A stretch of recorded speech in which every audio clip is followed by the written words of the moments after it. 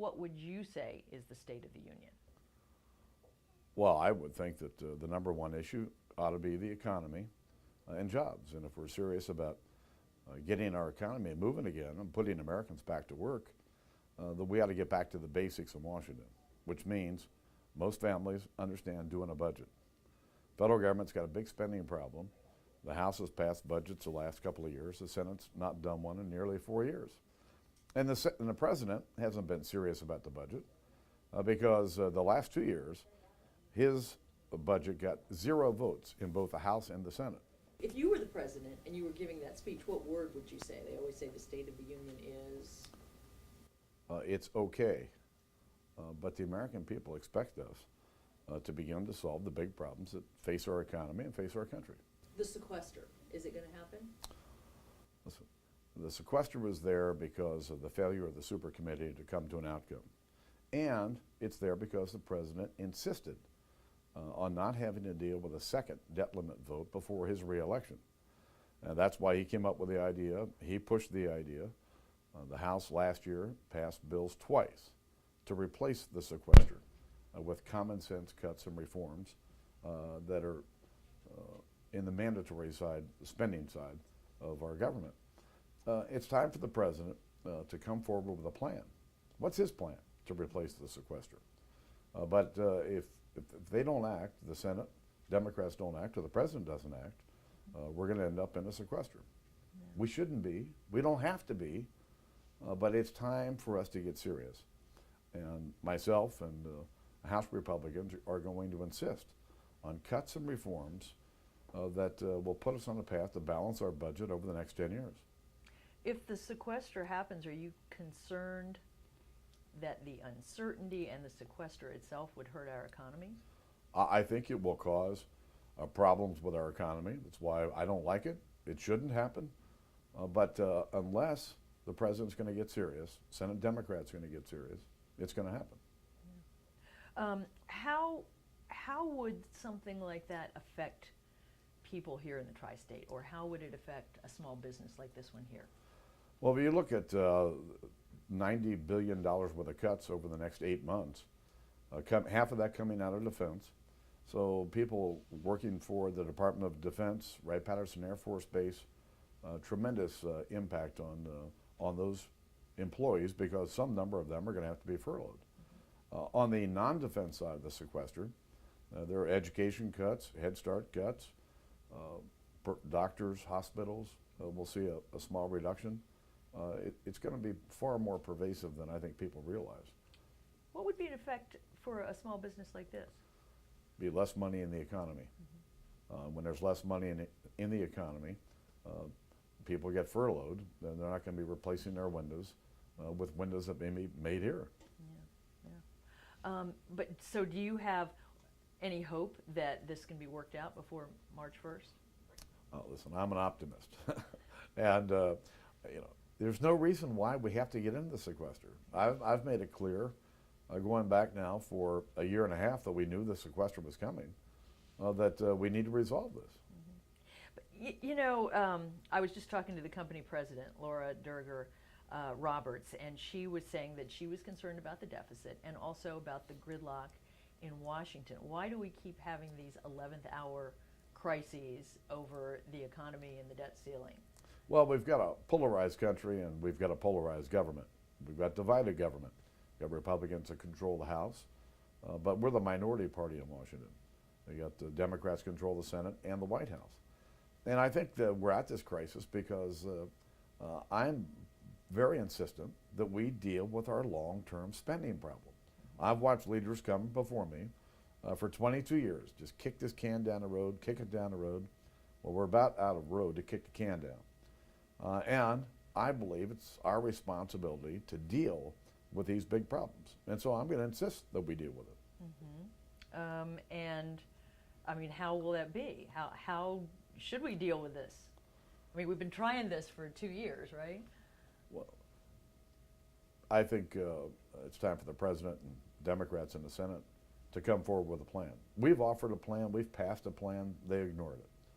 It's time for them to tell us how they'll deal with it. And I would hope at the State of the Union tomorrow night, the president will lay out the specifics about how he would replace the sequester. You will be linked in history forever with President Obama. How would you characterize your relationship? He and I have a very good relationship. Get along fine, understand each other pretty well. We don't believe in the same things, but we're polite to each other. We can kid around with each other. But when it comes to doing the big things the government's supposed to do, he doesn't believe we have a spending problem. I do. He believes in bigger government. I believe in empowering people. So there's some big ideological differences. But having said that, we get along great. How disappointed were you that the two of you could not come up with a grand bargain? Well, listen, I've tried 3 times over the last 2 years and come up empty-handed. And it's because the president really doesn't believe we have a spending problem. And secondly, the president doesn't have the courage to take on the members of his own party. We all know what the problems are. We've got entitlement programs that are in serious need of reform, or they'll cease to exist. And the president will acknowledge that privately, but when it comes to actually doing what it's going to take, he just won't do it. Now, you've had problems with some members of your party, too. Oh, have I? Well, there were 12 people who didn't vote for you for Speaker this year. How hard is it to manage these people? Listen, we've had our share of ups and downs over the last couple of years. This last month has gone pretty well in terms of rebuilding the unity within our own caucus. But listen, you got 234 Republicans. Now, I come from a family of 12. You know, I've got some experience at this. But they're coming.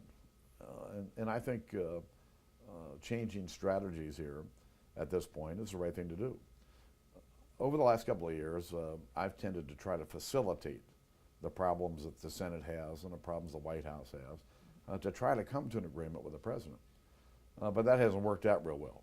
Matter of fact, every time I've done it, I've had my rear end singed. And secondly, it's allowed the majority leader in the Senate, Harry Reid, to protect his members from a lot of really tough votes. So I believe that regular order is the best way to proceed, where the House will do its job, send a bill over to the Senate, and expect them to do their job. So what are you saying, that you're going to be tougher this time around? No. While I'll talk to the president, work with the president, the idea that he and I are going to go behind closed doors and cut some big deal is just not going to happen. It hasn't happened. I don't expect it will happen. But following the regular legislative process, where the House does its work, hopefully the Senate does its work. If we don't agree with what they do, we go to a conference between the two bodies. And out of that, we produce legislation. That's regular order. I think that'll help hold my team together.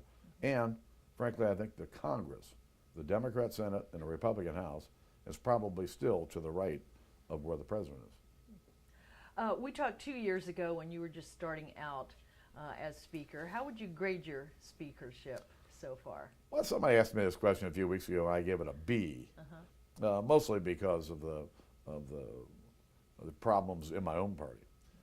In terms of working with our Democrat colleagues in the House, it's gone very well. I've committed to a more open process that allows more members to participate. I've got as many friends on the Democrat side of the aisle as I have on the Republican side. Some days I think more. But I treated both sides fairly, which is what I think the Speaker of the House is supposed to do. What do you hope to accomplish in the next 2 years? I think dealing with our big debt problem is the most important issue because it affects our economy, it affects the future for our kids and our grandkids, and I don't think there's anything more important that we should be focused on. But it's not the only thing we're going to focus on. You know, people are concerned about the education of their kids. And you know, America educates about half of our children. And the other half, well, some of them may get a degree they can't read. But we need to get more serious about attempting to educate more of America's kids. We're going to compete successfully in the global market in the next 20, 30 years. We can't do that, educating half of our kids. Yeah. What would you like your legacy to be as Speaker? Fair, upfront, straightforward. When you're talking about educating your kids, are you going to be open to legislation about immigration? We are going to deal with immigration this year. It's been around now for about 10 years. There have been all kinds of scar tissue built up. But I've had a group of Democrats and Republicans meeting for 4 years. And I expect that we're going to get an announcement from them soon. They've been very close to an agreement. There's a bipartisan group in the Senate. It's one of those issues that I think we've got to find common ground on so that we can deal with both the problem of illegal immigration and the problems with legal immigration. The system is broken and it needs to be fixed. Yeah. How about gun control? Are you open to limiting guns in some way? I think that Joe Biden's running around talking to agencies and coming forward was really a political answer to the tragedy in Connecticut. And we all feel for those families. But I think if we're serious about this, we really ought to put a blue ribbon panel together of Americans to talk about violence in our society. Why don't we talk about the root causes of this violence that we see? I'm not sure that passing more gun legislation will accomplish anything. And it's sending Americans a false sense of security when we're not honest with them. So why don't we go look at what the problems are, and clearly, if you look at the mass murders we've had in America, what you see people with weapons who have a history of mental illness.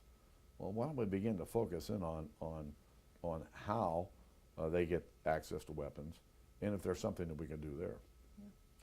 Why are you particularly here at this company today? You know, when I've got a free day in my district, I'm not big on sitting in the office. I do that all week. So it's always nice to go out and see what's going on in the district. And so you find a manufacturer or some type of business and go visit them and see what they do and hear what's on their minds. Yeah. You know, and the people here, they're concerned about the deficit. They're concerned about what Obamacare is going to do to the cost of employee health care. They want to take care of their employees, but when you look at Obamacare, it comes with a hefty price tag.